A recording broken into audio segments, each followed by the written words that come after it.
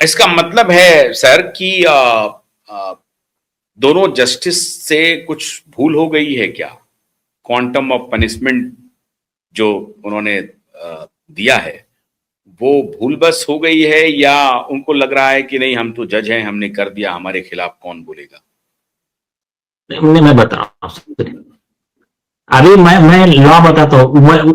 वो दोनों जज के मन में क्या उसको बाजू में रख दिया। सुप्रीम कोर्ट का 2018 का चीफ जस्टिस साहब ने खुद दिया था जजमेंट, शमा अरुणा का जजमेंट लीगल मैलिस का। वो क्या कहता है मालूम है क्या? अगर किसी व्यक्ति के फंडामेंटल राइट का वायलेशन हो गया किसी जुडिशियल ऑफिसर के ऑर्डर से, कोई भी पब्लिक सर्वेंट के ऑफिसर के ऑर्डर से, उस व्यक्ति को यह अधिकार नहीं है कि मुझे लॉ पता नहीं था, मेरे से गलती हो गई। ये डिफेंस ही नहीं है उस आदमी को, उसका फंडामेंटल राइट का वायलेशन हुआ, ये लीगल मैलिस का केस है, कॉन्सिक्वेंसेस आपको भुगतना ही है। इसीलिए तो बार बार कहा गया कि आप आपका सिग्नेचर करने से पहले 100 बार सोचिए।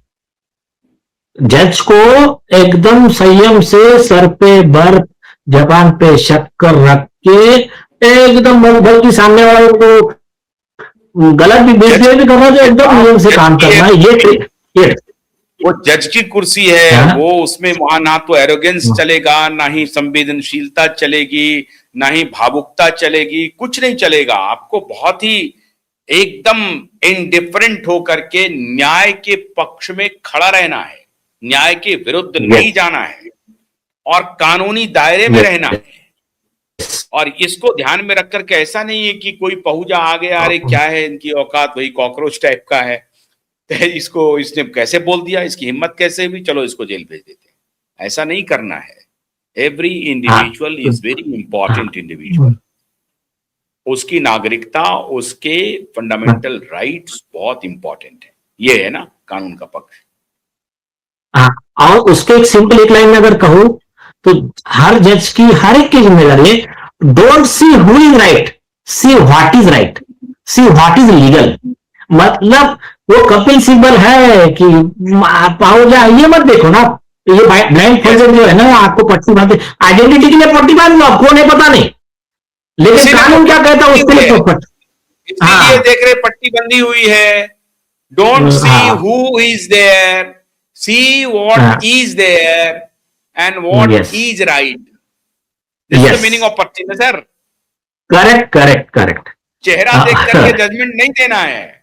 पहुंचा तो कोई बात नहीं है, इनको दे दिया, कपिल सिब्बल जी आ गए, छोड़ दो, अच्छा सिब्बल जी आप तो कोई बात नहीं, प्रशांत भूषण जी अरे बड़े शांति भूषण के पुत्र हैं, पुराने लॉ मिनिस्टर के बेटे हैं, इतने बड़े ये हैं, एक्टिविस्ट हैं, चलिए इनको 1 रुपए का फाइन कर देते हैं। ऐसा नहीं चलेगा। नहीं और ना, अभी देखिए लॉ में और क्या प्रावधान है। अगर गलत कंटेंट की सजा हो गई तो हरिदास का 3 जज बेंच का जजमेंट है, वो कहता है कि ये आईपीसी 211 का ऑफेंस है, और जो जज लॉ के खिलाफ जाकर, लॉ मतलब स्टैट्यूटरी लॉ और सुप्रीम कोर्ट ने जो लॉ बनाया वो भी लॉ है इस देश का, उसके खिलाफ जाकर अगर कुछ आदेश पारित करता है, उसको खाली ट्रायल पे भेजता है कंटेम्प्ट के, तो आईपीसी 220 जो है और आईपीसी 219 है, तो नया बीएनएस में सेक्शन है 257 और 258।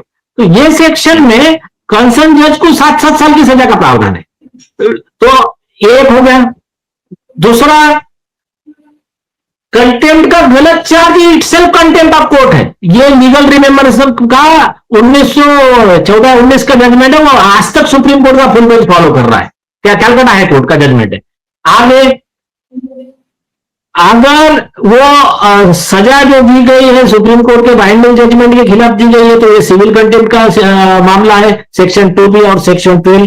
और जस्टिस कर्नल को जब 6 महीना जेल में भेजा तो सुप्रीम कोर्ट ने बोला कि हमारे पास में कोई भी देश का नागरिक, किसी भी हाईकोर्ट जज हो, सुप्रीम कोर्ट जज हो, किसी के भी खिलाफ कंटेम्प्ट का पिटीशन लाकर आ सकता है, फाइल कर सकता है, और वो जब फाइल करेगा तो उसको सुनने के लिए हम बंधन कारक है। एक उसके बाद में ये रतिलाल परमार ने बोला कि वो आदमी अपने जो बाइंडिंग प्रेसिडेंट को फॉलो नहीं कर रहा है, वो अपनी ओथ का उल्लंघन कर रहा है। जज लेने के लिए जो शपथ ली जाती है, माननीय राष्ट्रपति जी से, तो उस शपथ का उल्लंघन हो रहा है। अब तो अगर शपथ का गुलशन पहूजा के केस में दोनों जस्टिस ने शपथ का उल्लंघन कर दिया क्या? ठीक है ना, प्राइमा फेसी ठीक है, वो तो सुप्रीम कोर्ट में डिसाइड होगा। प्राइमा फेसी तो लग रहा है। अरे फिर आप भी फिर वही बात अपने फ्रेटर्निटी को मैं वो नहीं चलेगा। अच्छा ठीक है ठीक है। अरे भाई कमाल बात है। मैं आपसे स्ट्रेट सवाल पूछ रहा हूं भाई, आपके लीगल फ्रेम में क्या दोनों जस्टिस ने अपने ओथ को उनका उल्लंघन किया? हाँ मैम, मेरे हिसाब से किया है, और उसका ये रीजन है, दो रीजन है। तो फिर अगर किया है तो फिर इसका ये कंटेस्ट होगा in the court of law, contest होगा। हाँ, तो सुप्रीम कोर्ट में फाइल कर रहे हैं, मेरा बात हुआ है उनसे, वो फाइल कर रहे हैं। गुलशन पहूजा जी सुप्रीम कोर्ट में अपील भी फाइल करने वाले हैं, वो कंटेम्प्ट भी फाइल कर सकते हैं, जो भी उनकी जो अभी चल रहे हैं तो फाइल करने वाले।